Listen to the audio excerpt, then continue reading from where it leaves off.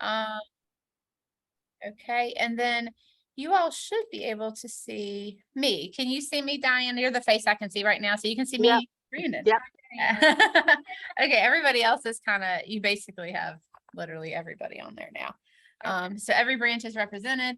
I'm gonna move, actually, no, I'm not. I'm gonna sit right here and, but I still never went and got my pen. So I'm gonna let you start, but I'll be back in a minute with a pen. You can't hear well. Miss Bing can't hear well. How about everybody else? How's everybody else's sound? Okay. Okay. I do in my office. So also I can be your clicker. So let me go get my clicker. And in the meantime, if you want to welcome everybody, then I will go do that. Office, clicker and pen. I'll be right back, guys. Hey, everybody. I'm gonna ask if you guys have questions along the way, just interrupt me because I'd rather go over it in real time. This might go a little fast for you because the libraries have done this for years and they've kind of got it all out for them. So I'm happy to stay and chat with you and go over things a little more clearly if you want to. Just pull me aside at the end. Okay. And I guess we'll wait for Amber unless anyone has questions already with what's going on. Are y'all seeing kids start to return?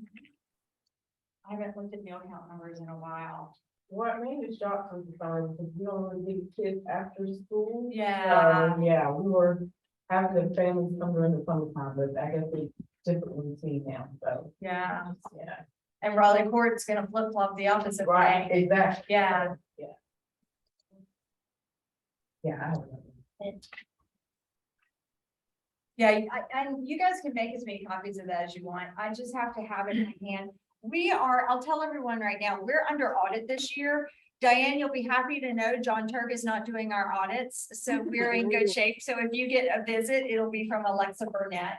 Raleigh Court got a visit this summer, so they visit 6 or 7 of our sites in the summer, and they'll visit 6 or 7 of our sites in after school, and we don't know when they're coming. But out of the 7 visits we had this summer, Raleigh Court was the only site that did not have one single finding. She was so complimentary of the library, and I'm so excited and proud of them because those guys, they get a lot of emails back and forth that I forgot to do this or you forgot to do that. So the fact that they were perfect through the audit was just amazing. I'm really excited. Yay. And Sarah and Ryan are on here. Javante is not. So kudos, guys. Yeah. Thank you. Appreciate all that hard work and everything. Okay, so I have a clicker.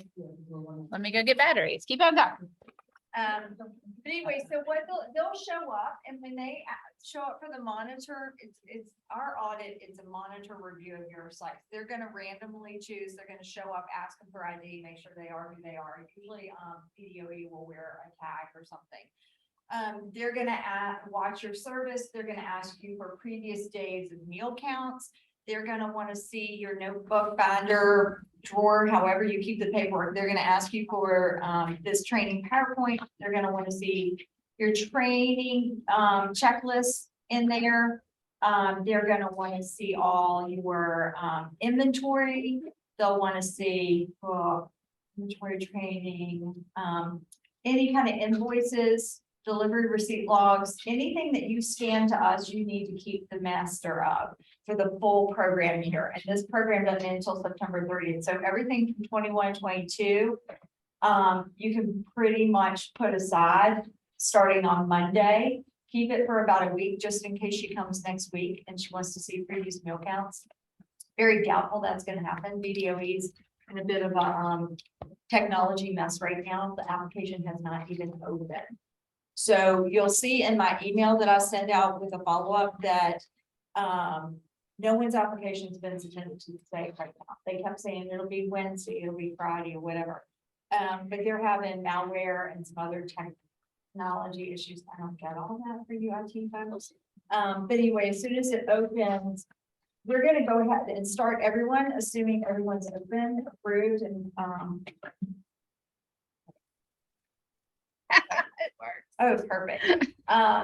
And then if there are any issues with your application, and I don't foresee any issues with any of our sites, much like the libraries, we'll give you a call to let you know.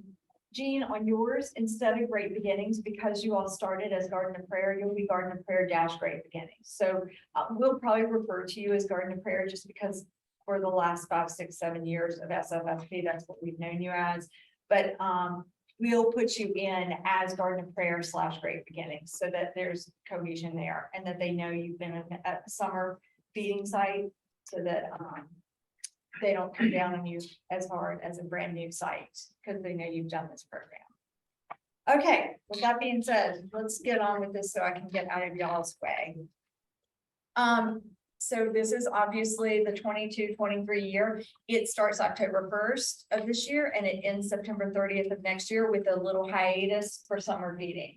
So right now, everybody's sending in meal counts on the 21-22 meal count form.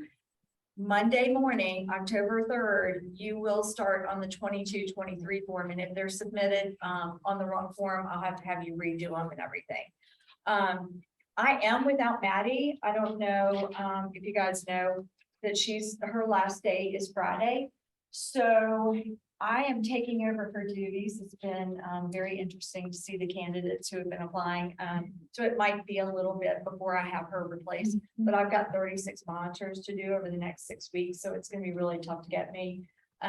So if you send 2 weeks worth of meal counts in, it might be 2 weeks before I even get to them and you're going to have to redo 2 weeks worth. So make sure you send them out correctly the first time. It's just going to be a lot of paperwork to have to redo more than that because I'm not going to be on top of it daily as she is right now. Okay, this is just going to be your glossary to tell you where everything is in the slide deck, but this is everything we're going to cover. And then the purpose of the CACFP at-risk after-school program is to ensure children have food, access to meals when school's out. You guys know the relationship. This is a federal program, so all funding comes down from the federal level. However, we're monitored at the state level or Commonwealth level by Department of Education. And then we're the local sponsor, and then you all are all the sites. Okay, so types of sites, all of our sites are open for you guys who are libraries. That's not a big deal. You know, you're open. Any child that comes in and requests a meal, you serve. Any of our sites who are enrolled, like Garden of Prayer, for instance, if a family knocks on the door and says they know that there are free meals being served under this program, you're required to give them the meal. You do not have to let them into your program. You can let them sit outside. They can sit in a foyer or whatever, but they have to eat it on site. I will tell you I've never heard of anyone knocking on one of our enrolled sites doors asking for a meal. They're typically going to go to one of the open sites, which during the school year is all the libraries. During the summer, we have a few more options, but we'll also have food trucks sites as well where they can come. If you ever are in a rural program and you ever do get a knock on the door, let me know. I'll give you a little pamphlet to hand out to everybody to let them know where they are. They can go where it's more open, but do feed them that first time at least. You all are determined by area eligibility. We take main library and we say, if this were our home, where would our children go to elementary, middle, and high school? Those are the schools that have to qualify, not all the feeders, not all the schools that the children attend who come to your program. And then either the middle, high, or elementary school have to qualify by 50% or higher. Roanoke City is 100%. They've got a CACFP note across the board, even for the Spring Conservatives program, and they're at 20% free and reduced. So with the CACFP note, anywhere in Roanoke City can qualify. So that's not a problem for you all. So our responsibilities as your sponsor is to ensure that all of your site supervisors are properly trained, make sure the meals are nutritious, and follow the USDA guidelines, which is why I'm late. I had to run around for brown rice we were shorted today. Conduct monitor and compliance reviews. We are required to do 3 monitors between now and the end of this program. Assure that all the requirements for the CACFP program are being met, and we'll be act as advocates for anyone who visits your site and you guys. So as a site supervisor, your responsibility is to act as a liaison between your site and us. So if your site's having problems or they're sick of getting an email saying, can you fix this, can you fix that, you can come straight to us or you can go to your site supervisor. You'll make sure that all the food and safety standards are being met and that the required records are on hand. Make sure the meal counts are completed at point of service. This is an issue, so, 4 of our sites were, had findings of not taking meal counts at point of service. So I immediately went this summer during our, monitors. I immediately talked to, Maddie, because she does all the monitors. And she said, oh, no, they do them. They just do it a little differently. So, I contacted each of the sites. Sure enough, they told me exactly how they did it. They might have one person who's doing distribution service and another over here who's doing the meal counts. If that's the case, do what works for you and your site. I don't care how it's done as long as it's done at point of service. But if Alexa shows up for a monitor from VDOE, make sure she's aware that that's how you're doing it. Because I don't want us to have findings that aren't actual findings. And then I have to write a corrective action for that. So just make sure you say, hey, this is our meal service. I'm distributing the meals, and Amber over there is doing the actual meal counts during the service. Make sure you turn in your meal counts weekly and confirm the accuracy before you sign them. So whoever is signing for your site, please, before you send them, just make sure that all the boxes are checked off. If it's 24 boxes checked off, you have 24 total. Make sure all the information is there that's needed, because we spend more time sending meal counts back to be corrected. And you guys don't have time in your day, whether you're doing programming or you're working here, and got tons going on here. You don't have time to keep having to make corrections and send them back either. Confirm the accuracy of the delivery receipts. Just make sure that everything is on there for the full day. All the information, we'll go over all of this in just a bit. Make sure meal service is conducted in an orderly fashion, and then comply with all civil rights requirements. So site personnel, anyone who works with this program, as long as they're trained, they can be staff or volunteers. And just make sure that what is being served, that's another thing, make sure that what you're serving is what's written on the menu. So if, for those of you who are getting fresh meals, and I think everybody does, there's always a whiteboard in there. Just pull a whiteboard out, set that up. That's considered your menu for the day. Then you can go back and make changes on your paper menu at the end of the day. And that would be fine. We are having huge issues with vendors. We opened ground beef the other day that had 5 more goodbye days and it was rotten. So we had to change to chicken chili. We were short of brown rice. Luckily, Food Line helped me out this morning. I ran to 3 food lines and got 32 pounds of brown rice. So there could be a lot of changes. We're getting produce in that's rotting. We're getting shorted on produce, getting half of our options. So those whiteboards are going to be your menu. Make sure they are put out where everyone can see them, and then just make the changes. But there will be daily changes for the next month at least, I know. Okay, and then Anybody?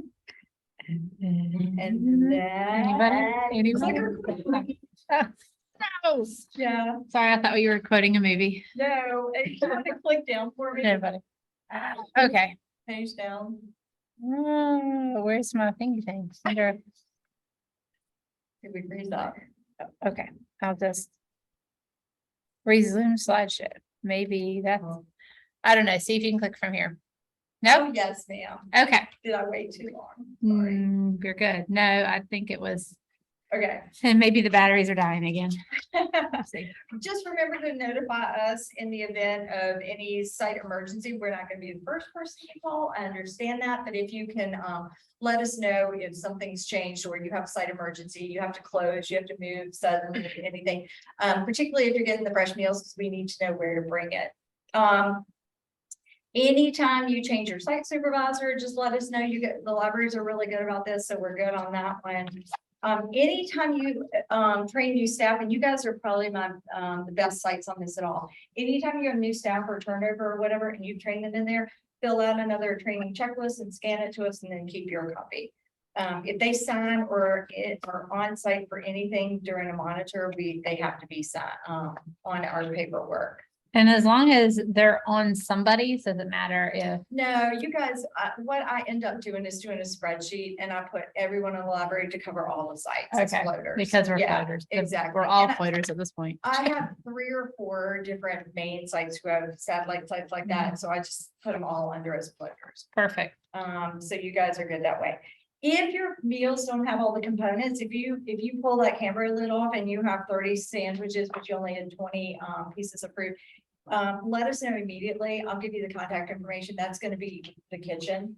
Let them know, because sometimes it could be, we had a volunteer who didn't count very clearly. It could be they left an entire Cambro behind. It could be a lot of things, but Elizabeth, if she's free, she's gonna jump in and get it to you so that you make sure you have everything that you need. At least one person trained in, the program has to be at point of service. And then you can't be, sponsored by two different people under the same program. So if you guys decide you've had enough with me and you want to go with Roanoke City Public Schools or whomever else is serving, we just need 90 days written notice. But I hope if there's any reason you guys want to leave, you'll let me know first, so I can schmooze. We ain't going nowhere.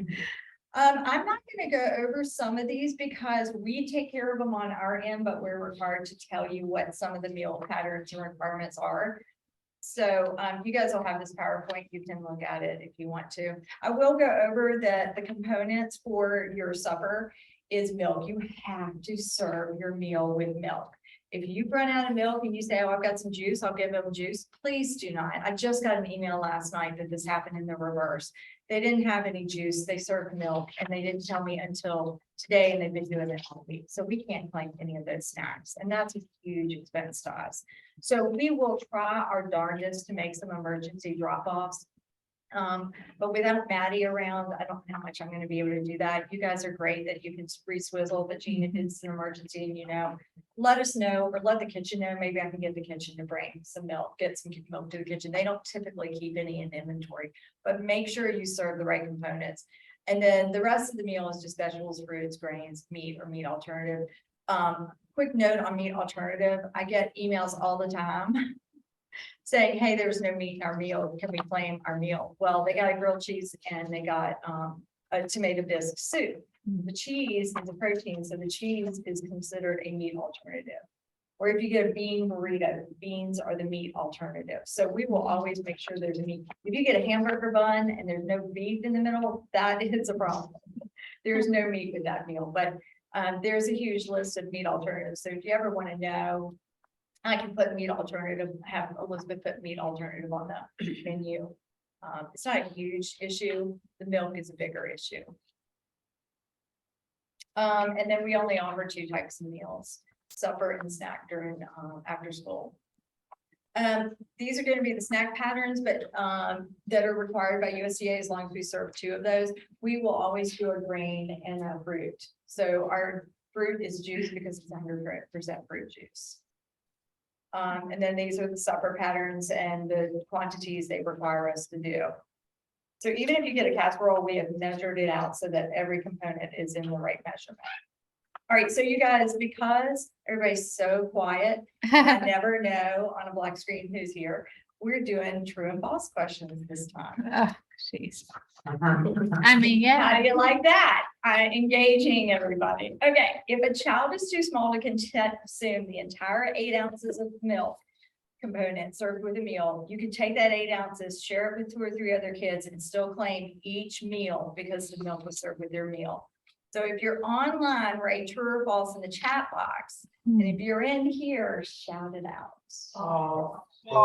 We're getting Right. falses on the board too. Perfect. So the reason I had to put this question on here is we had a site who was serving littles and they were serving breakfast. And all the littles were at the table and they took a box and they poured a little bit of milk on each cereal and then put the milk away. You can't do that. They have to be served the full 8 ounces. What you can do if for breakfast or some other, you can pour part of the milk on their cereal and then leave the box with the child. That's the way to get around that. So that happened on a day that Alexa was doing a monitor. So that's how we found out, because it wasn't done when Maddie did her monitor, because she did lunch, not breakfast. So we didn't know it was happening. Oh no. Did it stop again? It's ma'am. Nah. Sorry. Oh. There you go. Thank Did you. I do that or did you?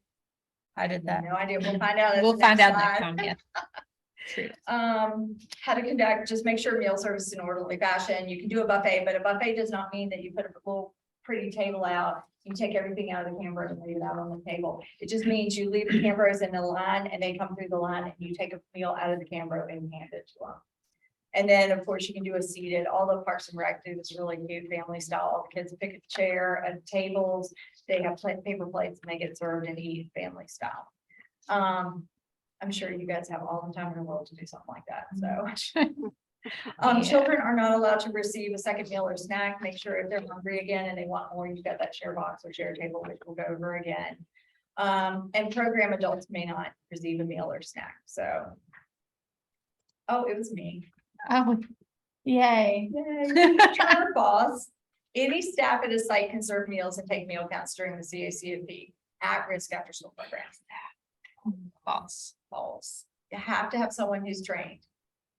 Even if you have volunteers who are serving the meal and taking the meal count, someone who's trained has to be there overseeing it. That's all you have to do. So. Okay, so leftover meals and components, we had so much waste this summer, it was unreal. Numbers just dropped significantly because we went back to congregate feeding. We don't have that waiver any longer.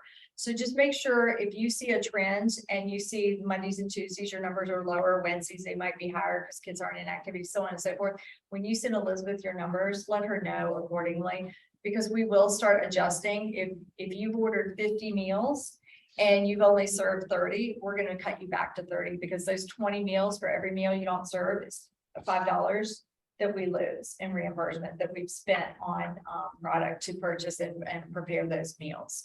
So make sure your numbers are accurate. If you guys have talked to Elizabeth and she has said, oh, you can just tell me your meal count numbers every Friday and for the next week, make sure if you know there's a special event coming and that number is going to change, that you contact her the day before that day and let her know.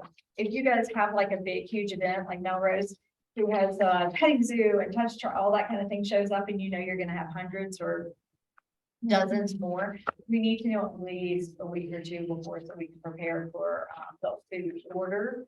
But at the very least, if you can let us know 3 or 4 days, we can at least thaw everything we have, prepare it and give you as much as we possibly can. But the same goes for if you see a significant drop in the number of kids, just make sure you adjust, please. And then designate a share table or share box. You have to give the child every component, but they don't have to eat every component. So if you have fresh meals, put the components they don't want, they can put them on a table. Now it's shared. That food is now donated food. So they can share it with whomever. Any child who wants seconds, or if someone doesn't like carrots, but there's extra hamburger and they want the extra hamburger, they can switch it out. They can do whatever they want that way. We just say put shelf stable things in a share box. We have had people put fresh food in there and get smashed and it gets forgotten and it turns spoiled and everything else. So please keep this shelf stable stuff to the share box. The other thing with the share box is it's now donated food. So if you're a serving snack and someone says, may I have seconds? And you say no, pull that share box out and let them take whatever they want. It gets it out of your way. You don't have to keep track of it or hold on to it. If your share box becomes really big and you haven't had kids go in and dig for seconds, you know, families in the community or families in your facility who's really at need, or it's Friday and they're going home to the weekend and they don't have enough food, you can pack as much as you want to give it to that family. And it's now donated. Okay, true or false? If a child doesn't want one of the components of the meal, including milk, you don't have to give it to them. You have to get everything and then they give it back. Right. So what we saw, the reason this question is on here, we saw a meal service and the site coordinator said, oh, if he doesn't drink milk, I'll just put your milk over here on the share table. You can't do that. You have to give it to the child and the child has to put it on the share table. The other part of this is, and I forgot to add it in here, milk is the only component. And a lot of these kids don't like the milk if it's not cold or if it doesn't have a chocolate sauce or strawberry sauce or something into it. So if someone puts milk on your share table or in your share box, at the end of the service, you can put that milk back in inventory and then that's less milk you have to order and need. That's the only component you can put back into your inventory. Okay. Fresh meals required to submit an estimated meal count by 7 p.m. So the phones that our team have both in Salem and in Abington are personal phones. They don't have company phones.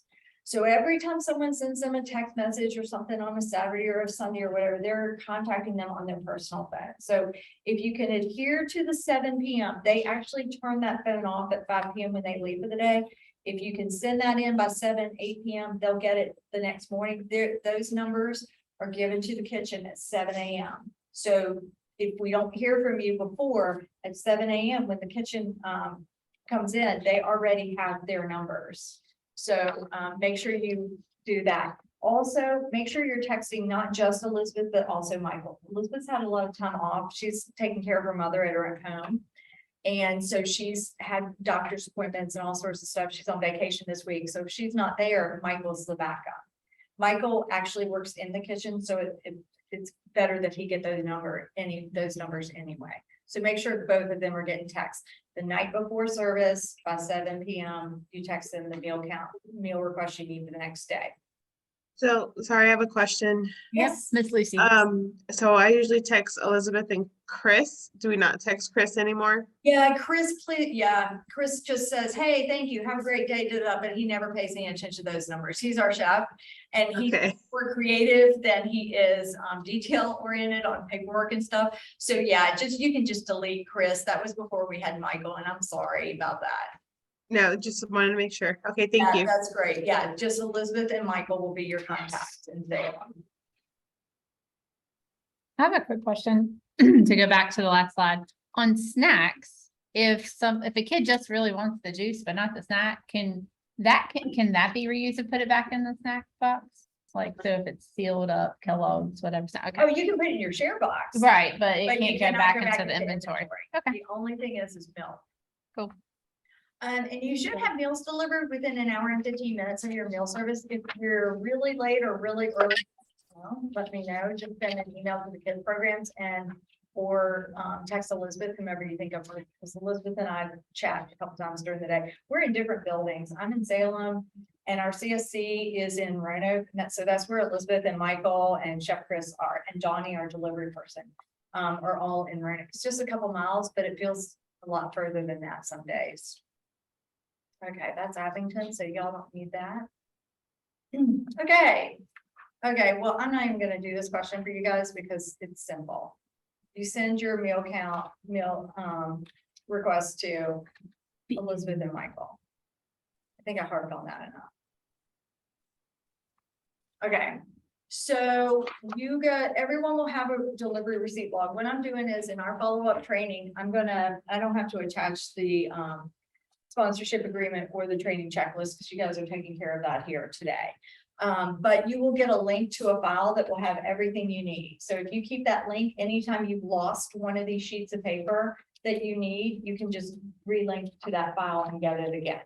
But it will have your delivery receipt log. Just make sure you fill that out accurately. Make sure all the fresh meals are served within 4 hours. So if you have a 1 hour meal service, but you leave that food out a little bit longer, you can serve outside your hours. We'll go over that a little bit. But as long as you throw the components away that have to be held at a certain temperature within 4 hours, which will be your discard time on your Cambro, you can serve those fresh meals outside that 1 hour service time.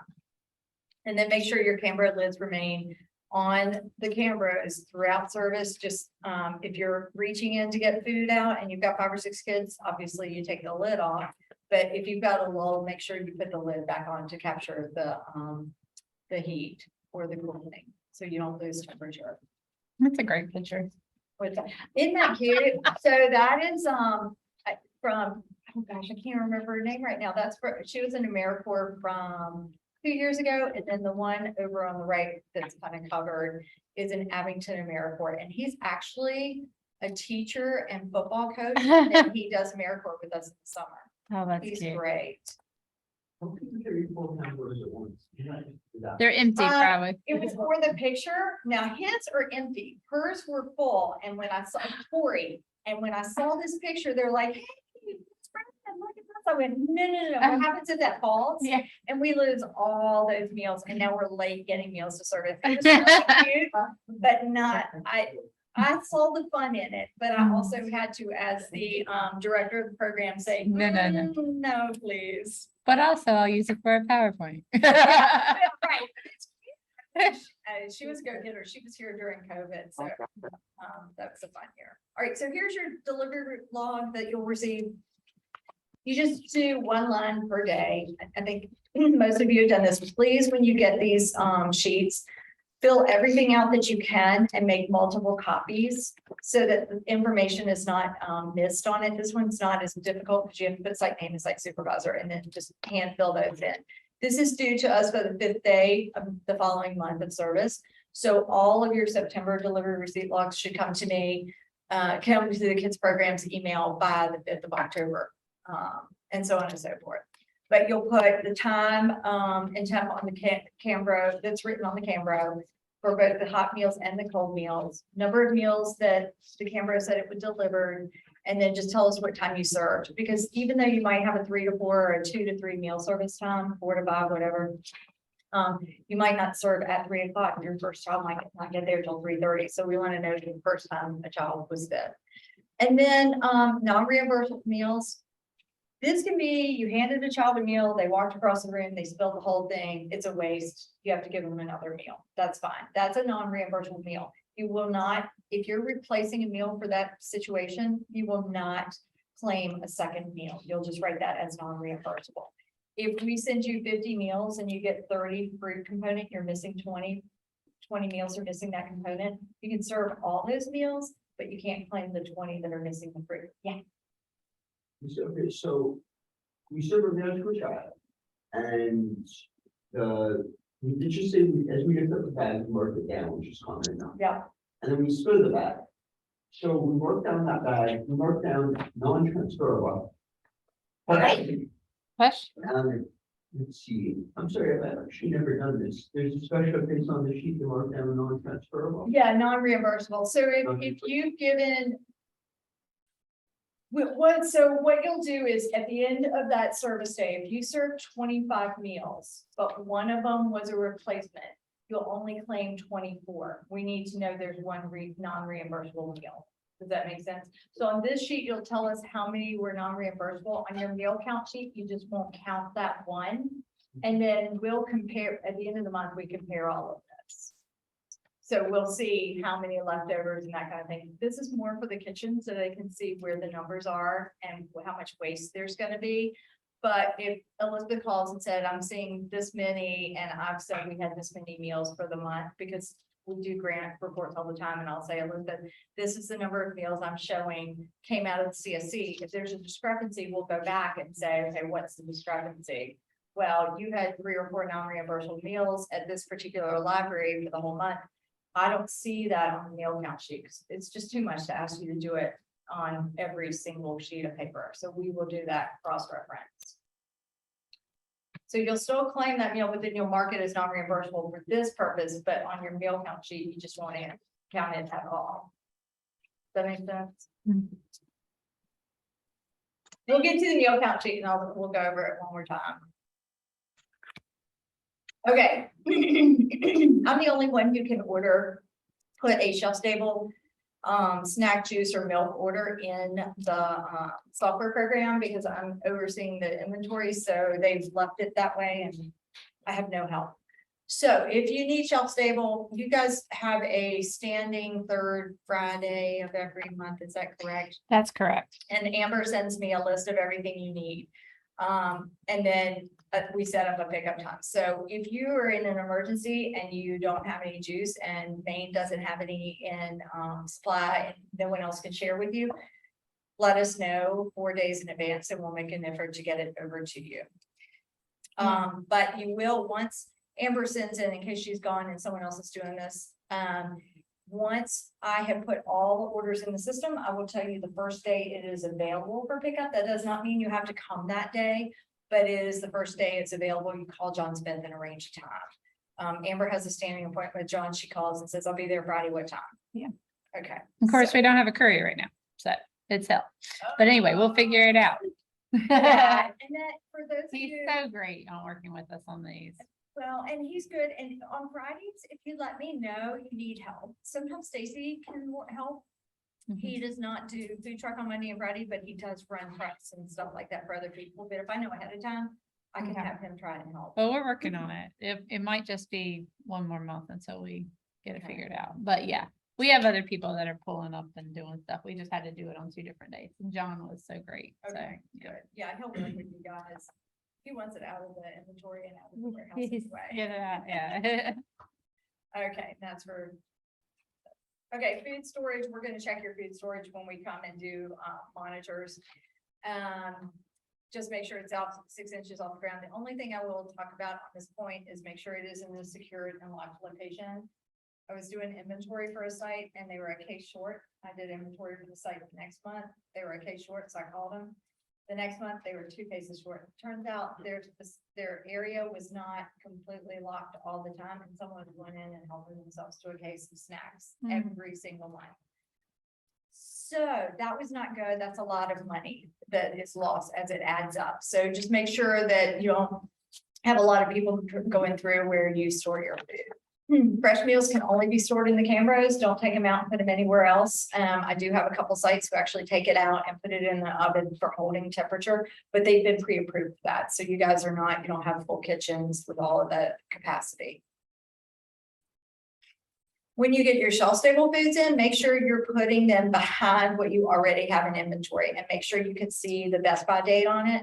If you're not able to find the best by date, you can do one of 2 things. You can either write in the date you received it, or you can send me an email and say, hey, this product didn't have a best by date on the box. Can you tell me what it is? And then you can write that date on, whatever you want to do.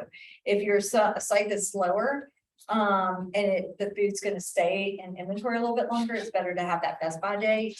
So you know to use that first. But if you're a site that is just going to turn over pretty quickly, say Raleigh Court or something, it doesn't really matter. As long as you put the date that you received it, know that has to go out. Use the oldest date first, please. I hate. When you put stuff in the food share box, Uh-huh. it like the sunflower seeds, so there's oil in it and spoils. Did I have a date on The box that they came in, the case that the sunflower seeds came in should have a best by it? date. I mean, it's. Yeah. Put it out. Yeah, And and you so put it in the box. so if it's It in doesn't your have to share be box on and that. nobody wants it, go back and, every couple weeks, just kind of check the date on the sunflower seeds box. If you don't have a date on the box or another box, let me know and I'll send it to you, but just toss them out. Yeah, 'cause they'll get rancid. How accurate is it? So a best by date is not a date that then the very next day the food has spoiled. If best by date means the quality of the flavor and the product is starting to go downhill at that point. So if you have some product like that and you're like, I just don't want to keep anything past the best by date, don't throw it out. Let me know. We have pantries all over the city who will distribute to their clients with past the best by date because there is a standard saying you can keep certain things for so many months after their date. We'll come pick it up, donate it to our pantry and they'll get it out. We're a food bank. I don't ever want to see food thrown away. So if you have any concerns, someone puts sunflower seeds in there and you don't want them in there, keep a plastic bag, throw them in the refrigerator. When you have a bag full, let me know and I'll come pick them up or something. If that Does works. it affect the temperature, like the beach location? Like here it's cooler, but it is in here, it's a little warmer. Would it Yeah, not be oh, of cool course, yeah, the flavor? temperature. But the thing is, you guys, no matter even if it's in a warmer room, you're still temperature controlled in your buildings. It's not sitting out in the shed. So you're still gonna have that 2 to 3, up to 6 months, depending on the product, that it's still okay to eat. If you have it out in the shed, it's not supposed to be there. It still has to be in a climate controlled area. If it's in a basement, that's one thing. You guys don't have to worry about attics or anything. Those do get really hot. We did have someone store in an attic of an old house one time, and we did have to pull it out of there. But because you're climate controlled, it's not gonna turn rancid immediately. But if you're concerned about it, pull it out, collect it, and we'll come get it from you and give it to one of our pantries to distribute. I just don't want to see food thrown in the garbage. There are times where we have to, I get that. If we have rodents and things spill on top of it or anything like that, but I prefer not to otherwise. I want to, Sure. if you said the kids have to put it in the box, Mhm. but if they eat and they leave it on the table, then that has to be thrown away. We can't put it in the box and that's. it. You can after they've given it. So if you've No, they served ain't it, get it. They ain't that up and it's sitting. oh yeah, it has to be thrown away. It has, anything in the share box has to be unopened. Well, I mean, it's not open, like, Right. they have some, they Oh, have, no, you can, Um, if they set down the 8 and they left it behind in the share box. You can't, it's, as long as it touches the hand of the child and it's been served to the child, after that, you can do whatever you need to do. So if they leave it on the table behind, don't chase the child down. You're gonna have bigger battles with children. You don't need to make that one of them and chase them down and tell them to put it in, you can do it. that's what you say, the child had put it in there. So- Well, they do at point of service. Right. So they don't, if they've taken it and then they decided, oh, I don't like this, I don't want this, and it's still unopened, pick it up and throw it in the share box. You're welcome to. Yeah, sorry, that's a good question though. No one's ever asked that. That might be something I address. All right, health and safety standards, we'll kind of go through the, go over this, skim over this because we just got out of COVID. I think everyone knows to wash their hands, clean the tables, disinfect, that kind of thing. I will say the last one I just added, and I don't know if this pertains to Garden of Prayer at all, but I have a site who actually shares space with the community, the kitchen. And they were not actually in service, they were not programming during the summer, but they were still coming over and serving kids in the community. And so Alexa showed up for the monitor, and apparently this has never happened. I've only been here 5 years, but it's never happened in my time frame at Feeding Southwest. When she did her monitor, she checked all their refrigerators, she checked their temperatures, she checked their ovens for cleanliness and all this. And I immediately emailed her and said, what are you doing? We're not using them. There's a thing in the USDA monitoring thing saying she is more than welcome to do that. Well, she opened the refrigerator and there was a big plastic bag of some kind of black stuff, fuzzy black stuff all over it. Nobody knew what it was. And then there was a hotel pan of some other food that was all, it was beautiful, but it was all sorts of beautiful molds and everything on it. They weren't hers. They were from the community, whoever else was using the kitchen, and she got a finding and it was written up for her. So I called the person who oversaw that program, who was horrified. She's like, you guys, she is just on top of everything and does everything correctly. And found out what it was. And she said, now they check the refrigerator every single day the moment they walk in there to see that you haven't left anything. So if you have shared space, please just check your refrigeration and everything. Even if it were in there, there was no date, it was not packaged correctly, at least put plastic and dated or something. But if you're in a shared space, just make sure whoever you're sharing it with takes care of their food, because I can go to bat for everybody, and we did, and she's the person who oversaw this program said, tell her to come back right now. Tell her to come back this afternoon. We'll have it all taken care of. But Alexa did not go back, but I said she was horrified. So that's the only reason that is on there. Serving fresh meals. We do utilize a lot of volunteers, which is why sometimes our numbers are a little off. They have so much fun in the kitchen. They start chit-chatting and they don't count correctly. So if your numbers are off, let us know. But also if they're wrapping a burger, sometimes they're not paying attention and some of the burgers hanging out. Make sure you do serve fresh meals with some type of glove. Even though everything's wrapped, it might not be wrapped 100% correctly. We do our best to call quality control on that, but sometimes on visual, you miss the bottom, then didn't get the full wrapping or whatever. We are going to, as I come around, we're going to give you guys some hand wipes and thermometers this year to keep on site. If you feel any concern over the temperature of something, a child wants at 3 hours or something, you can use that thermometer for that. If you're concerned about the temperature of something, if we said hamburgers and you open it up and it feels like they've been in the refrigerator all day, you can take a temperature and let Elizabeth know what it is.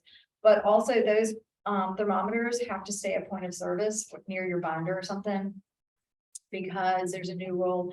Department of Health, I think if you've been here a while, has occasionally asked to see your thermometers. Well, Department of Health and the USDA have two separate requirements. USDA does not require us to get all our sites thermometers, but the Department of Health requests it. So we've decided to just appease them so it's not a battle every year when they come through. So you will have one to keep on hand. Just make sure you know where it is, or if you don't know where it is, tell them we got it, you just can't put your hands on it and then they can yell at me. All right, true or false? Cambro lids must remain on the Cambro until meal service and should stay on the Cambro the duration of the meal service. Yeah, still with the obvious exception, you're over. Yeah. Exactly, you're opening and serving. Yes, thank you. That is an issue at a lot of monitors. But just eat that it's off. I'm sorry? You better just eat that it's off. Oh, yeah, yeah, and all the temperature goes away. Okay, so we've got a little bit of a change this year. So the required forms that you have to have on site, whether you do it in a binder, a drawer, a file cabinet, whatever. Anybody who's at your meal service serving meal has to have access to all of these in case you're being monitored. So you have to have your attendance and meal count, which is 1 page, your daily dated menus. So every time you scan something to us, keep your original and keep it in this file for the 1 year. Inventory logs, invoices for food received. Sometimes John Smith will always give an invoice for your site for the food you've received. If we're pulling from our inventory, so we'll pull a bunch of stuff because we're closing down for a week, or we had a bunch of food come back from a site and we know the way it was stored and it's safe to get back out. We'll do our own creative little sheet so that you still have that for accuracy, because we have to have it so I can track where the inventory went that we invoiced out to ourselves. Delivery receipt logs, this training PowerPoint. So I think everybody, I have a few extras, one for every site. Your training checklist, every time you update it and send a copy to us, keep that. The other thing is I have on here, and this is going to affect Garden of Prayer. So that we are now required to, we are not allowed to identify children's race and ethnicity by visual inspection. And we, of course, children can't self-identify themselves. So the way we're going to do this with enrolled sites is, I'm assuming that when you have an application from a family for a child, that you've got race and ethnicity on there.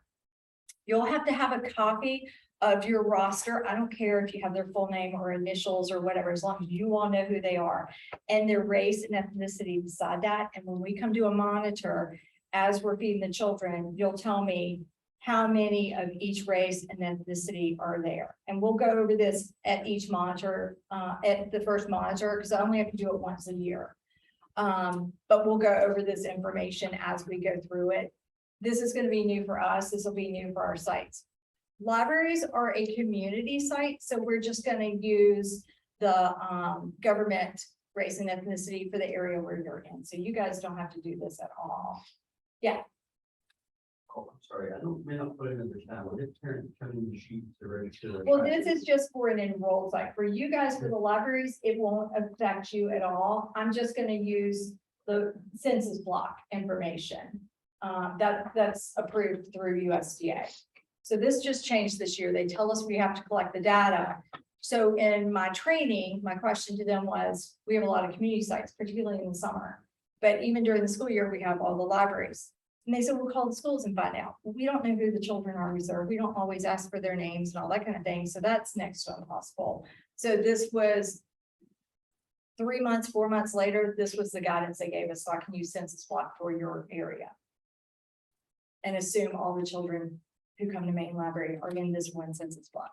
But this is how we're going to do it. So Garden of Prayer, if you just have kind of J. Smith, M. Jones, whatever you want to do, so you can still keep your children anonymous from us, which is fine for me, and just put race and ethnicity beside it. When I come to do a monitor, we'll go through that sheet really quickly and we'll know what percentages we have, how many of each. And it doesn't have to be 100% because we used to identify on site and that was not at all accurate. So. Okay, meal counts have to be recorded at a point of service. It needs to be completed daily. It needs to be submitted to us by 5 p.m. on the Monday after service. If you want to send your meal count in at the end of every day, you're welcome to. I have plenty of sites who do that. It's really actually kind of nice. Or if you want to send it to us at the end of a Friday for your week or a Saturday for the libraries, you can. But no matter what you choose to do, we have to have it by 5 p.m. the following Monday. Whatever works for you guys. All right, and here's the meal count form. So you've got the attendance at the top, and then you've got the meals. So you're going to check off the box you're serving, and then you're going to put the number, and you have to total. The one thing I'll say on this for you guys, if you have fresh meals and then you serve shelf stable, you might need to do 2 sheets. I had a bunch of sites ask me to put a notes page in and everything, so it just kind of kicked an extra box of meal counts out. I'll try and rework it when I have, in all my free time. And send it out so you all have your own where you have an extra, box of food, but you might, if you're doing snacks, fresh meals, and then you're doing a bunch of shelf stable, it'll take 2 sheets. Probably because you are required to take attendance. For an enrolled program like Garden of Prayer, your attendance is to be just the number of kids who walk through the door that day. You can take their attendance in the morning, whatever, at the end of the day. When you're doing meal count service, you know, you had 60 kids come in, you can put 60, doesn't matter when the attendance is taken, and it's for the total number of children. But then the meal counts are the actual number of children who are served and during the meal service. Does that make sense? Okay. I have a question. Kids, but only 38, that's fine, that's fine. Okay, we have a question, and also I have a bunch of people texting in chat, but every time I click on that, then your clicker won't work. So, let's see, who had a question? Lucy. Hi, Lucy. So for when we do 2 sheets, for like, let's say we serve super snack, do I need to like fill it out completely, like with the attendance for that day as well? Or can I just like have the date and stuff on it and you guys will know like this is from Monday with like the second sheet of Monday? Does that make sense? Is it 1 sheet per day? Or 1 sheet per day. is that kind of what you're asking? No. So let's say I serve all my fresh food and I need to serve shelf stable. Does the second sheet for shelf stable need to be filled out with like the attendance and snacks served for that day, or can I just write shelf stable? No, that's a good question. So if you are doing a second sheet because you've run out of fresh and you're now serving shelf stable, you don't have to redo all the attendance and everything. Just put site name and the date so that I know that they are together. And then make sure you total the number of meals under shelf stable. Got it. Thank you. Does that make sense? Yes. Okay, perfect. Yeah, you don't have to go through the whole sheet. As long as the primary, the main sheet is filled out in completion, you will put the name of the site, the date, you'll total it, and then just make sure you sign it at the bottom, just so we know. Or Department of Education, when they go through all this, no, I didn't cheat and add some extra meals on there. The best thing to do when you guys go to this website and you print your meal count sheet off is to fill out everything but the date and go ahead and make multiple copies so it's on hand. That way you don't have to worry about, is it filled out completely?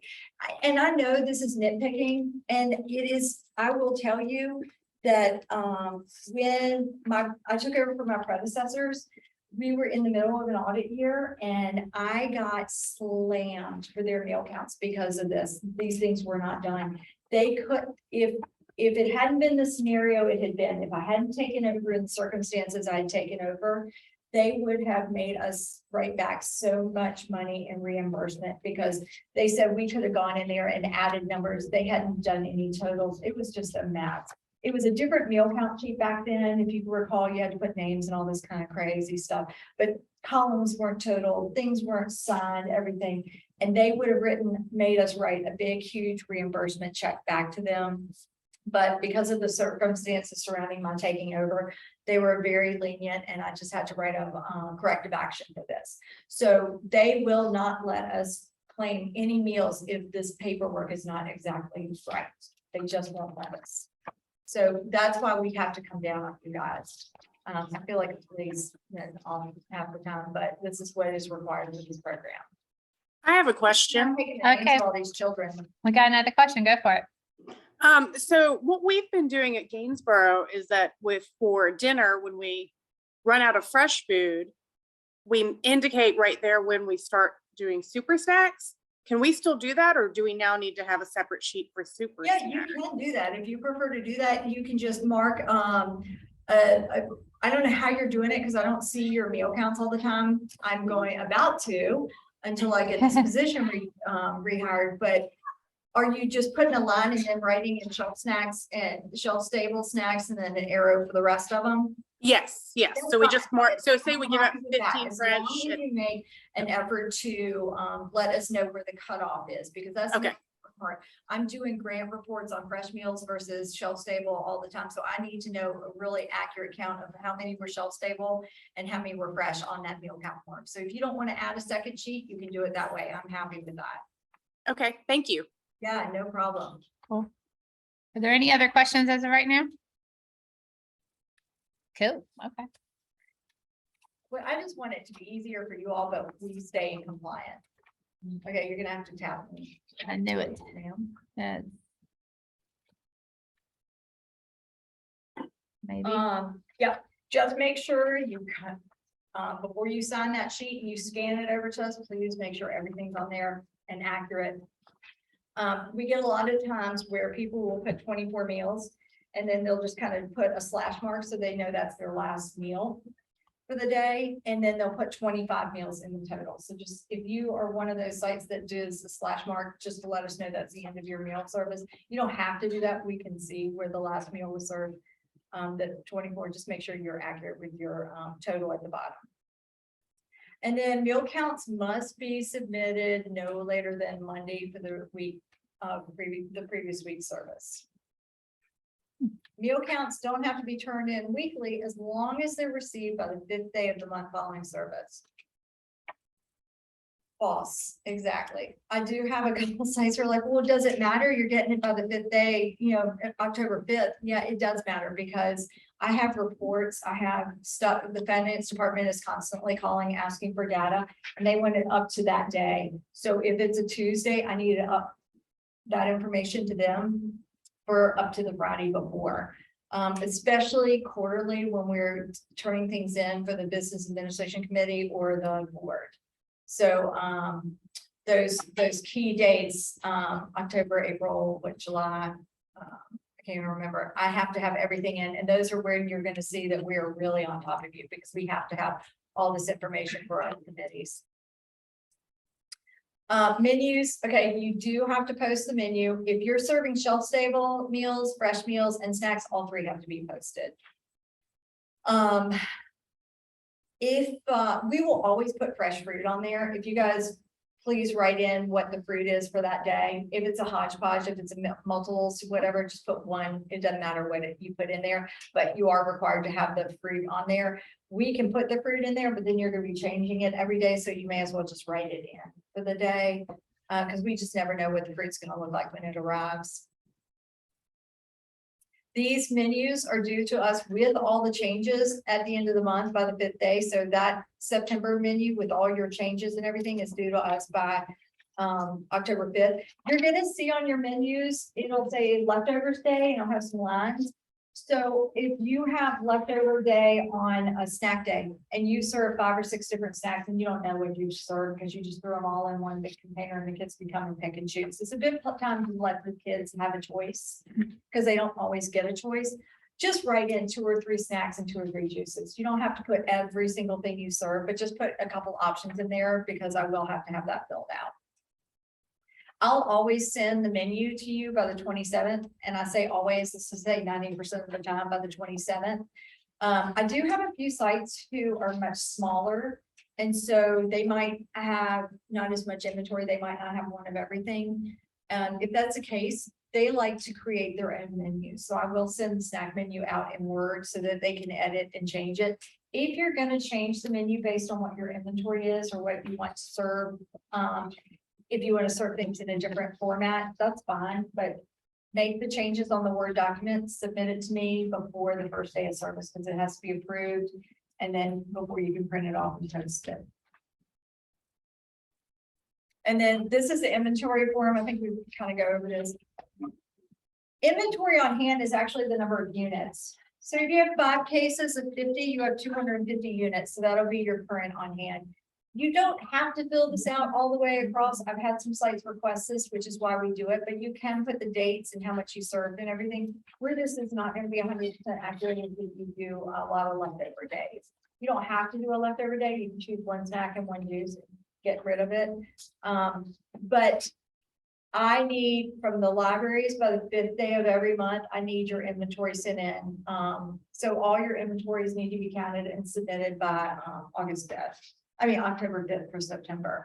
For Garden of Prayer, same thing, but if you have requested more milk during the week, because you're short during the month, I need your inventory before you can have that milk. So if you need milk, juice, snacks, whatever, you'll send an email with your current inventory no older than 5 days. You'll say, hey, I'm running low on this. I will create an order and then I'll let you know when it's available. You don't have to send your inventory on the 5th. I just need one inventory every 30 days from each site. It doesn't have to be, oh, I submitted it on the 15th and now I have to submit it again on the 5th. You don't have to do that. I just have to have it within the next 30 days. So a lot of times, if you don't need anything in those 30 days, I'll say just send it in on the 5th of the next month. So that's just kind of a nuance you'll kind of learn along the way. But I'll try and make sure you have enough shelf stable to get you through every day of service until, so you have the monthly. If it's too much inventory for your storage area, we can cut back and do 2 to 3 weeks at a time. No, we cannot. I'm sorry. I'm not picking up that often, so.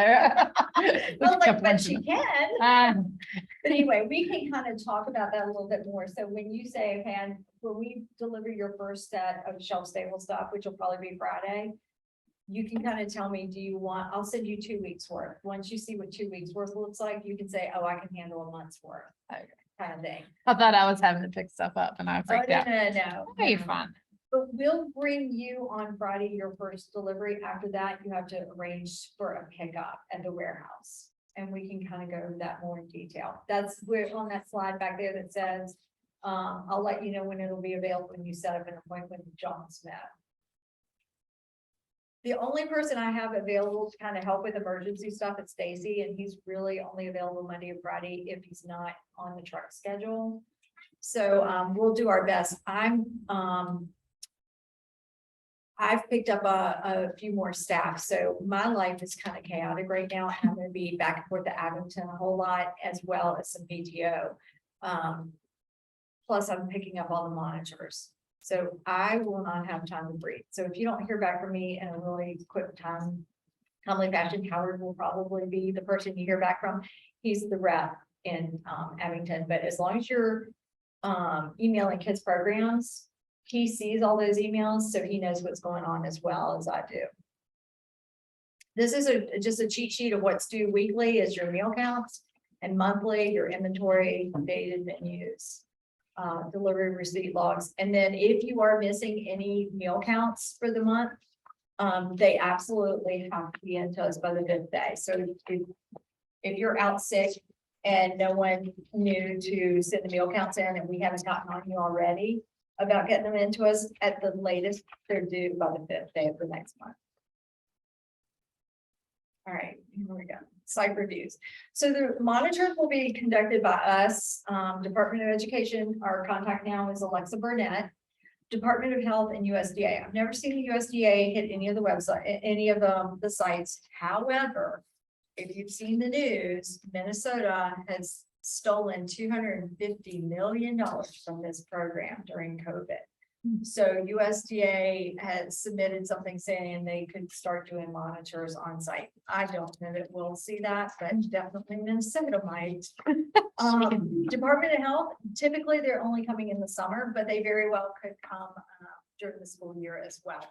If any of these people come to your site, one, you can always ask for their identification, but second, once the monitor's done, it's completed and they're gone, just shoot the kids programs an email and let us know that someone came to your site from Department of Education to do your review. And that way, while it doesn't benefit you, we can at least warn all the other sites, hey, Department of Education is in the neighborhood and they may be coming to you. It's just a little heads up. I don't have to have it. I trust that all my sites are doing everything they should be doing, so it's not a big deal, but it's just a courtesy call to everybody.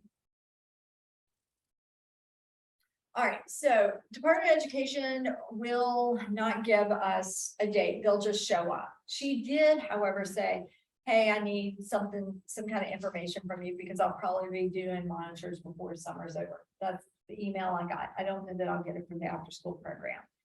So she'll just show up and she'll do 10% of our sites. So we're a little bit smaller this school year, so she'll probably hit 5 or 6 of our sites. We're required to do 3 monitors between October 1 and September 30th. However, we do them between October 1 and May 30th. Because when we come back from summer, we're reacclimating everyone to the CACFP program. And then we're also working on the new year budget and application. It's just too much to come and do site reviews at that time.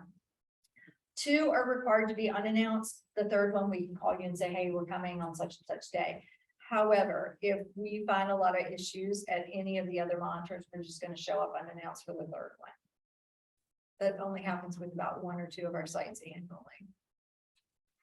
And then on the right side, that's everything we look for when we come to see you. Make sure the meal matches the menu for the whiteboard.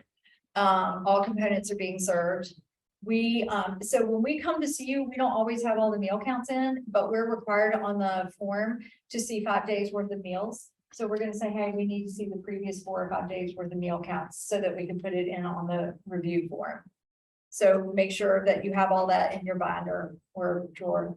What do you do if somebody, I'm sorry, if somebody on your end has stuff to one forward and we don't know exactly what the minutes? Just, that's a good question. I guess Wrightwoods is on the menu now, and then if it's not accurate, you can say what happened if you're being monitored. If you open the camera, you can pretty much see any of the changes and just write down what the changes are. So if you can pull that whiteboard out, you can either write down what's on the menu, or you can just look in there and say, I don't want you unwrapping food, because we might say we're sending out a beef burger and we're sending out a turkey burger, so don't do that. You can see it once the kid starts eating it, but you can look in there and let you know what the fruit is. And typically, we get the same stuff, so you could always just call down to Gainsborough and be like, hey, does it say pear or apple? Did you get pears or apples? You Yeah, know, you can definitely do that. Just don't unwrap anything to look and want to see what's in there. We'll look at your storage. If we've seen your storage and it's the same storage you've been using, and it's always looks really good, we'll be good with that. We will do one view of your storage to make sure there's no mouse, rat, any of that kind of thing. They have asked us to start kind of taking a flashlight with us and looking that way. So we may show up with a flashlight, we'll see. The other thing is, we're gonna make sure that all the required posters are visible and posted. We'll go over these a little bit later. But if you're missing any of these, let me know. Most of them will be on the follow-up training email. But one of these, the Justice for All, it'll be on there. You can print it off, but you are required to have the poster size, so we'll need to get the poster to you. And here are the items. So the Injustice for All, if you've got Lady Liberty on there, she's 3 years old, so, and out of jail. So make sure you have this justice building. And they've changed the discrimination statement, so I feel like this is going to change again as well. But if yours is all beat up and battered and you need a replacement, you can print off the other one, make sure it's done in color. But then we'll get the poster to you because you are required to have it in poster form. Building for the Future has to be printed in color, please. I know it costs a lot in ink and all, but it has to be in color. We'll give this to you in both English and Spanish. So print it off in both if you need it. Discrimination statement. Most everybody does everything on travel boards, or even if you do it on a wall and you post it in a common area on a wall, you can drop a couple copies of this both in English and Spanish if you need it in a page protector and just tape it up to your board or whatever. And that way you have one that is always posted, and then you have one if someone wants to file a complaint, they can take it anonymously, whatever. You have to have your menu, and you also have to have the hours of the library or your site, and then the hours you serve the meal. If children are served in multiple rooms at a site, the required posted items can be displayed in a common area or the main entrance to the site. Is that true or false? This one gets everybody. This affects about 20% of our sites. So we have a couple sites who go in and the kids are by age in different classrooms. You do not have to have these things posted in every single classroom because you serve in those classrooms. As long as you have a common area where everybody passes and comes in the building, you can post it all there. So with you guys, if you have kids eating all over the place, whatever, or if you decide to serve in 2 different places because you have activities, you can just put it in the front of the building. They come in and then you can tell the kids different age groups where they can get their food or whatever. It's up to you how you want to do that. These are the most common site deficiencies. This is what Department of Education sites writes people up for every single year. So I'm expecting none of these issues, but I'll let you all read over it. Stuff we've gone through previously. Okay, actually, not serving during the scheduled meal service time. So the only waiver we have, VDOE applied for this waiver prior to the pandemic. It was approved and then we had the pandemic. So what that means is you still have to have a meal service time. We still need to know what time the majority of your children are going to be served or what time you're going to start service for the monitoring. However, with the school buses and kids and activities and everything, if your meal service is 3 to 4, and you've got a child in there at 2:30 who says, my bus was early, I want to eat something, and then I have to go to an activity, and your camper is there, you can serve them before. Same thing with after, you can serve them after. So that's why it's so important to keep that lid on that camera. If they come in and said, I've been in football practice and I'm starving and I missed the meal service time, you can serve them.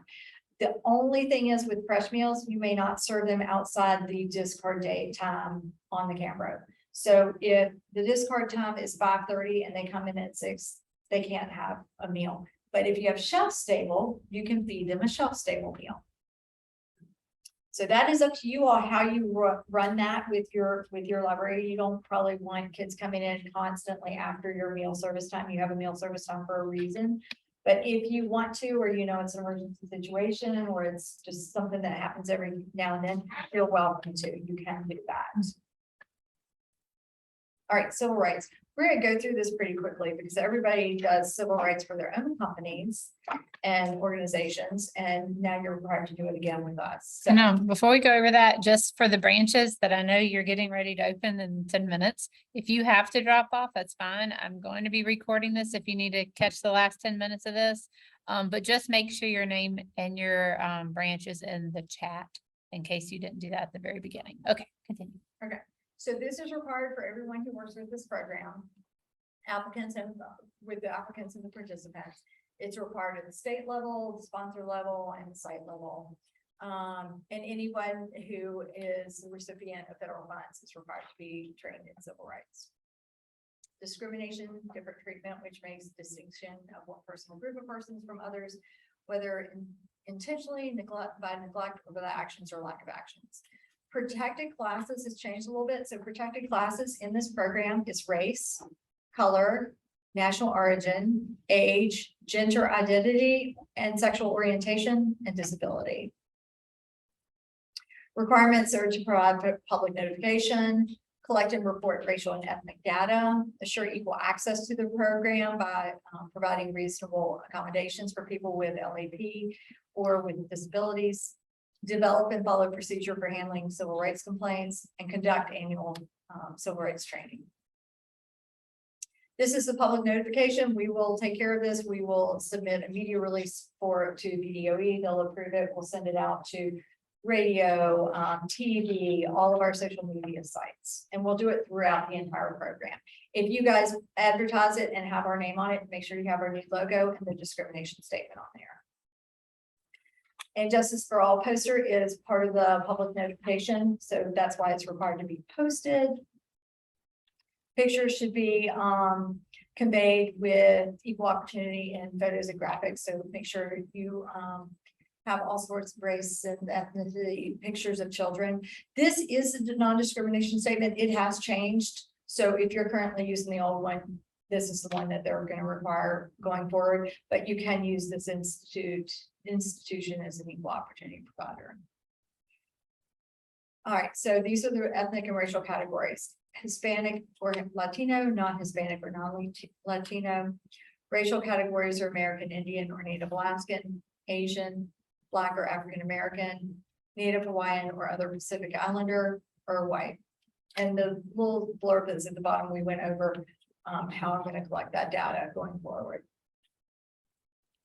LAP is an individual who does not speak English as their primary language or has a limited ability to read, speak, or write or understand English.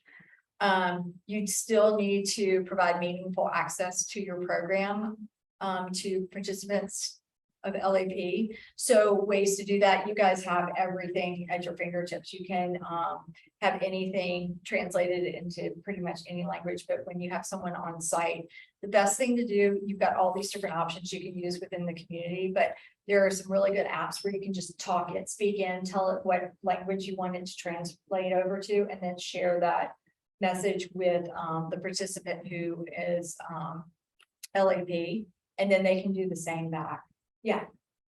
Something that trigger should not be used as interpreters. Okay, so- because they actually mistaken. A lot of people just be triggered as interpreters. So you're not allowed to ask a child to interpret. You may never ask that child, will you tell me what your parents are saying? However, how many times do the children just start speaking up for the parents when the parents ask them? That's fine. You just can't ask them. The parent can, or they can just start talking on behalf of their parent or adult. But we may not ask children to be the interpreter ever. True or false, if an adult bringing a child to the site for a meal doesn't speak or understand English, but the child does, you can ask the child to translate. May not, they can, the parent can, but we may not. So there you go.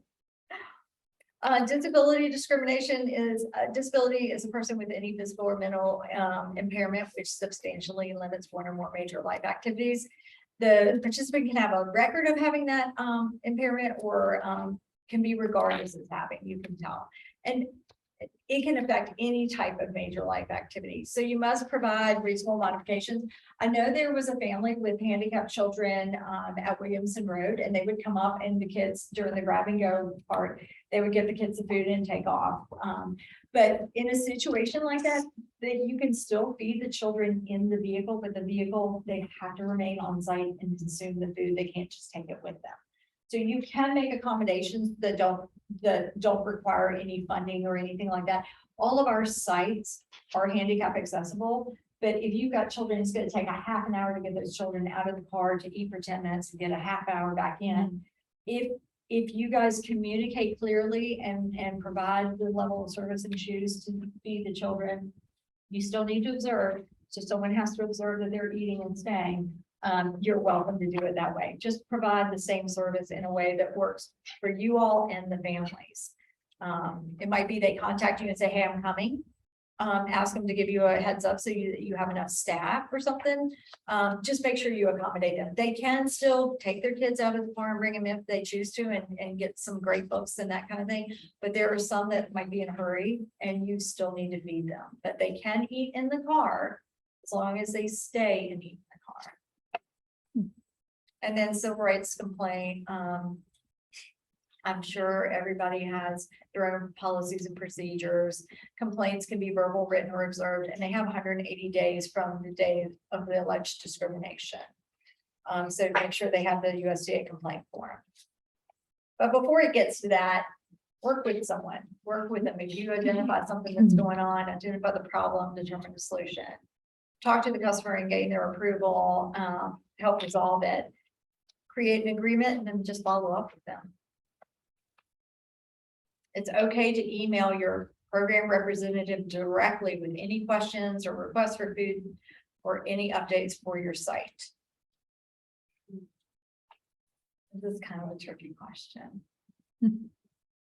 You should not email Maddie directly. You should not email me directly or Howard. It has to go to kids programs. And especially right now, I don't have Maddie. I don't have that position filled. Howard's going to be on vacation for a week. I'm going to be in and out of the office a lot this month. I've got 2 days off next week, and then I'm taking a week off before Halloween because I'm having a huge engagement party for my daughter at our house. So I've got all sorts of stuff going on and I'll be out, and I'll tell you, I'm not going to survive another year unless I take PTO and don't work during my PTO. Usually I work during my PTO, but I'm going to turn my phone off and I'm going to walk away. So as long as you're sending everything to the kids programs, Howard's going to read all that. He's going to know what's going on up here. I'm going to know what's going on down there so we can cover for each other. I'm going to do my very best to have everybody organized before I walk out that door for that week, because I'm actually taking that week off and then Halloween. So I'll make sure everybody has their food orders in, meal counts are caught up. So it's really important that you always send everything to the kids programs. And then the last thing are the different dates. So do notice that on here, there are some Fridays that we will not serve fresh meals. That's because we have every quarter after the board meeting, we have an all day, all inclusive, everybody in the building meeting. So that means our kitchen staff cannot be in the kitchen preparing meals. So make sure you have enough shelf stable to accommodate those dates as well. October 28th is tentative because my co-director has actually scheduled a conference for that day for the day. So we don't know if we're gonna have everybody required to work that or not. So I don't know that, but I'll let you know at least a week before if it's gonna be fresh meals or if you're gonna be on your own. All right, y'all. I know that wasn't as fast as you wanted, but I appreciate you sitting through it and kids programs, if you have questions, please just always email kids programs. All of you, whoever's on duty will check. Yes, You're on vacation, grab it on. you're out of luck because nobody else gets it. If you send it to kids programs, it would go to Maddie, Howard, and me. So we all cover for each other. Miss Bean, I see you have a question. She says that that buses are late and the children aren't getting there until after 4:30. That's fine. Yeah, so you can continue feeding after that time. I think we have like a 3-hour window, really. Yeah, so Ms. Bean, when you get your camera, look at the time that it says to discard the food. You can serve up to that time, fresh meals. And then anytime after that, you can serve shelf stable. You do not have to serve within your, what are you, 3 to 4 or 4 to, Forget. Oh, I think she's 3 to no, 4. we're 2 to 4. She's 2. I think you're actually, so we're only doing the 1 hour so she's 2 to 4. She's 2 to 4. You can still serve after that Okay. time frame. That's Just look at absolutely the fine. little strip on your Cambros and then see what time you're allowed to stop serving. Yeah, and then you can serve shelf stable after that. But Okay. yeah, you Yeah, do 'cause- not have to serve just in your 1 hour time frame. You can serve outside that time frame now. Because we're getting slammed in the evenings. Yeah. Yeah, this bus situation is just, I don't know where they thought this company would be better. It's gotten a whole lot worse from everything I've heard. Yeah, it's not a good situation. So Thank yeah, and you. just keep track of the shelf stable stuff too, because once you're out, especially if you're getting slammed, then you're getting more than your normal anyway. Does Well, anybody else have questions that's on here? Also, who's iPhone 2? I'm just curious because if, by the way, everybody, I filled out your form, so you did not have to fill out if I knew you were on here. If I didn't know you were on here, like iPhone 2, then you didn't get marked. But everybody else, I got you. Someone said I'm Yeah. iPhone too. Oh, it's Javante. Javante, I'm iPhone 2. Okay. Okay, Javante, thank you. I'm glad you logged in today. That's great. Okay, I'll put you down on hey, I'll put you down on Raleigh Court sheet. I got everybody else. And as far as Veronica and Ginger and any other part-time people, I just put you on random branches. As long as you're down there, that's fine. And also Gainsborough, I got it that you both ladies are there. And I got Jalen, so you're good. Everybody, golly, I think we got everybody here except for the people that I know are off. So I have a question just to ensure I'm not making a mistake. Are we able to serve snack without supper and vice versa? Yes. Absolutely. So that's one thing I didn't go over. And are you still recording? Yes, I am. Okay, so one thing I neglected to go over because of the time thing, you cannot, Toby, hand a child supper and snack. They literally have to, you hand them supper, they get back in line and they get snack. If there's not a line, count to 20 and then give them the snack. There has to be a pause in there. It is the most ridiculous rule, but don't hand them everything at one time. Make sure there's a little bit of a break in service. Cool beans, Mr. Toby? Oh, perfect. Then they have to go in different lines anyway. That's perfect. Nice. Yeah, they're set up there. It's Oh, like, yeah. they're too good. Okay, well, I got everybody. If y'all have questions later on, you know how to get both of us. So thank you all and go open your doors. I mean, they're already open, but it's automatic. Bye, guys.